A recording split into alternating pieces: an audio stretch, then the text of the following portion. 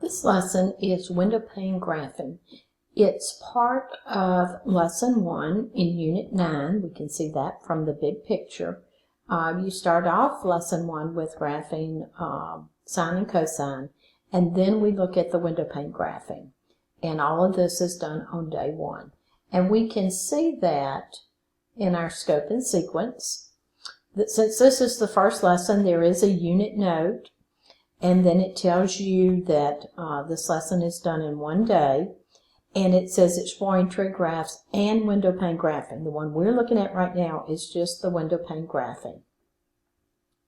Here's all of our course of study objectives. When you see things marked out on the course of study, that means that part of that objective is not covered, but the rest of it is. Then there's a teacher note, prerequisite skills, what the students need, and then some additional support and resources. Presentation strategy. This is the part we're doing down here. This last bullet is the one we're working on with the window pane graphing. And there are lots of technology tips in this lesson. I suggest you go in and look at those so that you can you'll know what's there and what help is available with those technology tips. All of that is in Desmos. All right, so let's look at the lesson. When we're looking at sine and cosine, one cycle of a sine wave and one cycle of a cosine wave have 4 parts. And the graphs look very similar, except cosine starts kind of in the middle, goes up, comes down, goes below the midline and back up. Where a cosine graph is going to start up, go to the midline, below, back to the midline, and up. So let's look at superimposing these onto a window pane. A sine window pane would look like this. A cosine window pane would look like this. Notice the 4 parts in each of these 2 graphs. Okay? The height of each pane is the amplitude. So this distance right here, we're talking about from the midline to here, that is our amplitude. And the length of the window from here to here is our period, and we get that by taking 2 pi and dividing by the absolute value of b.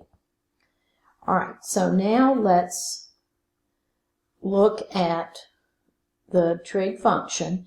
And this could be cosine or sine. This one happens to be sine. So we have a sine, and then in the parentheses we have b, and within that parentheses we have another parentheses, x minus c, close both parentheses, plus d. Well, here's our window pane. This point right here is CD. That's the amount we move the graph to the right and how much we move it up or down. From here, from this midline up to this point, that is our amplitude, and it's the absolute value of A. And from this midline point down to here is also our amplitude, and it's the absolute value of A. From here to here is our period, and it's 2 pi divided by the absolute value of B. So when we look at whether it's positive or negative, when it's a positive sine graph, it starts at the midline, goes up, comes back to the midline, down, and back to the midline. When it's negative, it still starts at the midline, and instead of going up, it goes down. Okay, so just the opposite. It is a reflection of the positive. With cosine, if it's positive, we start up at the top of the amplitude, we come to the midline, go down to the bottom, back to the midline, and up.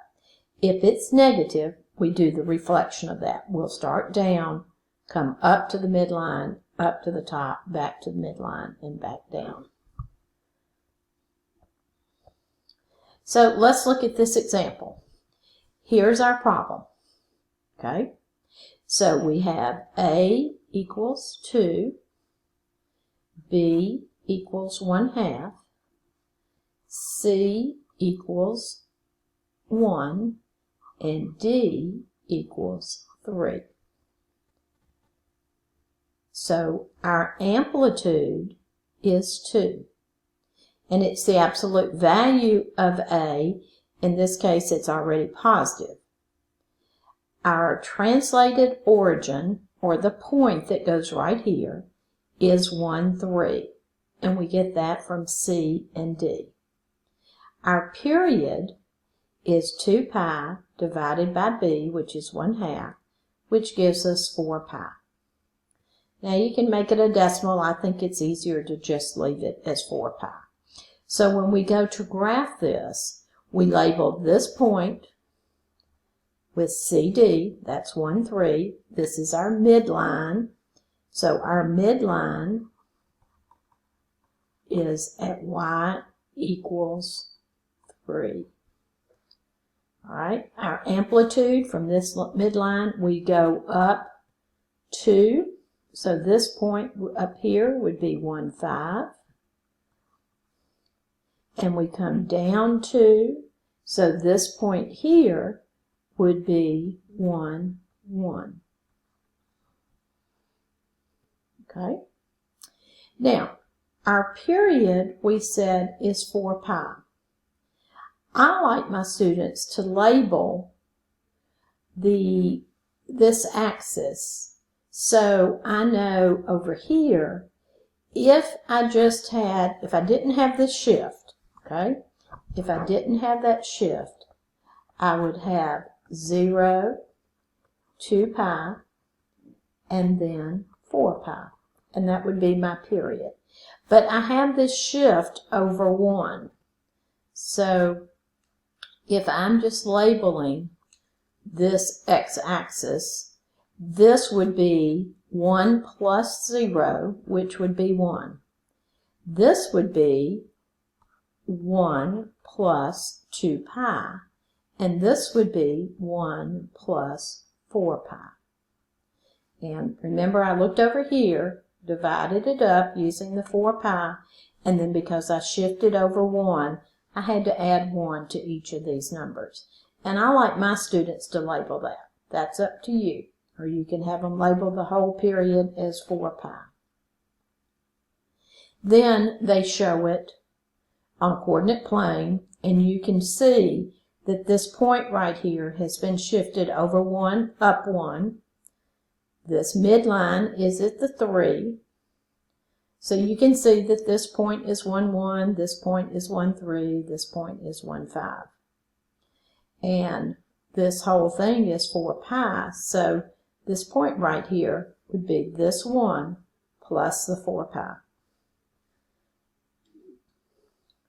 Now, I'd like you to work through this example and then go to Canvas and go to the discussion board and add your part to the discussion as to what your thoughts are on using window pane graphing for trig graphs.